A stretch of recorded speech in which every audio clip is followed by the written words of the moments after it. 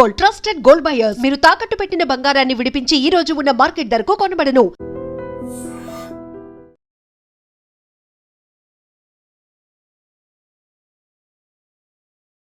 నమస్తే, welcome to I dream talking point with Kavitha. ప్రపంచ దేశాలను గడగడలాడించినటువంటి పశ్చిమాసియా అగ్రరాజ్యం ఇరాన్ సర్వోన్నత నాయకుడు సుప్రీం లీడర్ ఖమేనీ మరణం తర్వాత ఆయన కుమారుడు మొస్తఫా ఖమేనీ ప్రస్తుతం ప్రాణభయంతో అజ్ఞాతంలోకి వెళ్ళిపోయారు అనేటువంటి వార్తలు ఇప్పుడు సంచలనం కలిగిస్తున్నాయి. మొస్తఫా ఖమేనీ బయటి ప్రపంచానికి పూర్తిగా దూరంగా ఒక తెలియని రహస్య ప్రదేశంలో నివసిస్తున్నట్టుగా అమెరికా నిఘా వర్గాలను ఉటంకిస్తూ ప్రముఖ అంతర్జాతీయ వార్తా సంస్థ CBS న్యూస్ ఈరోజు ఒక సంచలన కథనాన్ని వెల్లడించింది.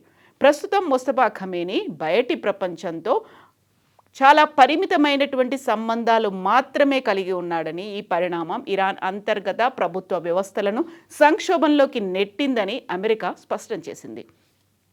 పశ్చిమాసియాలో ఉద్రిక్తతలను తగ్గించేందుకు అమెరికా ఇరాన్ మధ్య తెర వెనుక సుదీర్ఘంగా సాగుతున్న శాంతి చర్చలు ప్రస్తుతం తీవ్రస్థాయిలో సందిగ్ధంలో పడ్డాయి అనేటువంటి వార్త ఇప్పుడు బయటకు వస్తోంది. ఇరు దేశాల మధ్య మధ్యంతరంగా ఒప్పందం ఖరారు అయ్యే దశకు చేరినప్పటికీ అది ఒక కొలిక్కి రాకపోవడానికి ప్రధానమైనటువంటి కారణం ఇరాన్ కొత్త సుప్రీం లీడర్ మొస్తఫా ఖమేనీ అందుబాటులో లేకపోవడమే అనేటువంటిది వార్త ఇప్పుడు CBS ప్రచురించింది. ఇరాన్ అధినేత ప్రస్తుతం ఎవరికీ దొరకకుండా ఒక అత్యంత సురక్షితమైనటువంటి రహస్య ప్రాంతం అంటే బంకర్లో తలదాచుకున్నట్లుగా అమెరికా ఇంటెలిజెన్స్ వర్గాలు సంచలన ప్రకటన చేశాయి. ఆయన బాహ్య ప్రపంచానికి కనిపించకుండా కేవలం తన వ్యక్తిగత దూతల ద్వారా మాత్రమే ఉన్నతాధికారులకు, సైనిక నాయకులకు సందేశాలు పంపుతున్నట్లుగా ఇప్పుడు సమాచారం అందుతోంది.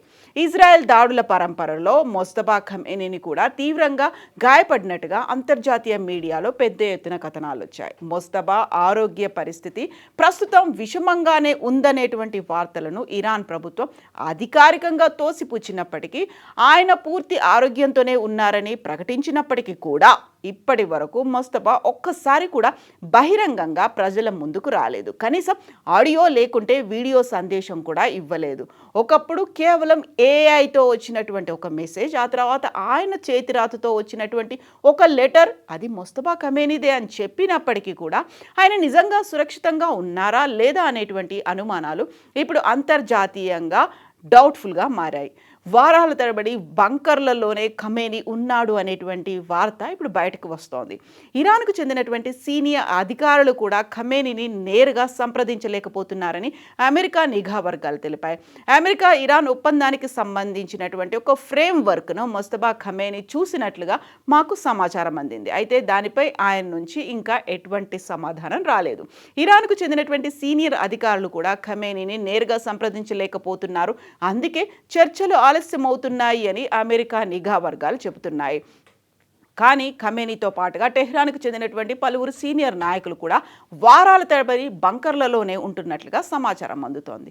వారంతా నేరుగా మాట్లాడుకోవట్లేదు అనేటువంటి వార్త, కేవలం మెసెంజర్ల రూపంలో మాత్రమే ఒకరి వార్తని, ఒకరి సమాచారాన్ని ఇంకొకరికి చేరవేస్తున్నారు అనేటువంటిది అమెరికా నిఘా వర్గాలు ఇప్పుడు వెల్లడించాయి.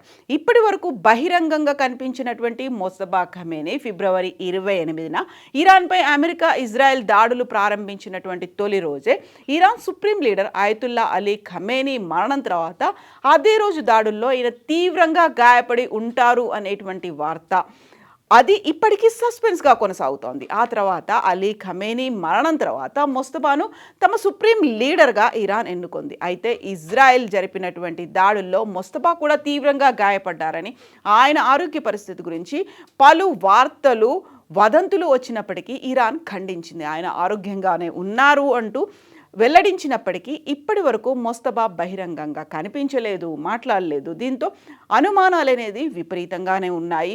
ఖమేనీ హోదాలో ఎవరున్నా వారు తమ టార్గెట్లోనే ఉంటారని ఇజ్రాయెల్ పదే పదే హెచ్చరిస్తూనే వచ్చింది. ఈ నేపథ్యంలోనే ప్రస్తుతం జరుగుతున్నటువంటి పరిణామాల్ని బట్టి చూస్తే మొస్తఫా రహస్య ప్రాంతంలో ఉన్నట్టుగా వస్తున్నటువంటి వార్తలకి ప్రాధాన్యత సంతరించుకుంది. మరోవైపు ఇరాన్ పాలకులకు ఇజ్రాయెల్ పదే పదే గట్టి హెచ్చరికలు పంపుతోంది.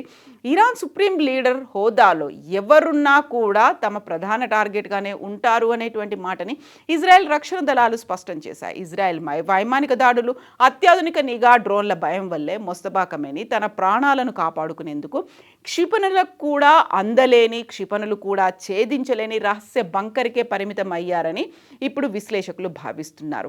అత్యంత ఉత్కంఠ భరిత పరిణామాల మధ్య పశ్చిమాసియాలో శాంతి నెలకొంటుందా లేదా అనేది ఇప్పటికీ $1 మిలియన్ ప్రశ్నగానే మిగిలిపోయింది. ముందుగా శాంతి ఒప్పందం కుదుర్చుకున్న తర్వాత, అంటే అమెరికా అధ్యక్షుడు డొనాల్డ్ ట్రంప్ ముందు నుంచి చేస్తున్నటువంటి డిమాండ్, యురేనియం శుద్ధి చేసినటువంటి నిల్వలను వదులుకునేందుకు టెహ్రాన్ అంగీకరించింది అనేటువంటి వార్తలు వచ్చినప్పటికీ ఆ తర్వాత ఖండనలు కూడా వస్తున్నాయి. అణ్వాయుధం కోసం వెంపర్లాడడం లేదని ప్రపంచానికి భరోసా ఇచ్చేందుకు తామంతా సిద్ధంగా ఉన్నట్టుగానే ఇరాన్ అధ్యక్షుడు మసౌద్ పెజెష్కియాన్ ఒక వార్తా సంస్థకి ఇచ్చినటువంటి ఇంటర్వ్యూలో వ్యాఖ్యానించారు అనేటువంటి వార్త వస్తోంది. ముందుగా శాంతి ఒప్పందం కుదుర్చుకొని ఆపై 60 రోజుల కాల వ్యవధిలో అందులోని అంశాలపై ఇరు దేశాలు కూలంకుషంగా చర్చించే అవకాశాలు ఉన్నాయి అనేటువంటి వార్త కూడా వస్తోంది. బట్ మళ్ళీ అదే క్వశ్చన్ మొదలవుతోంది.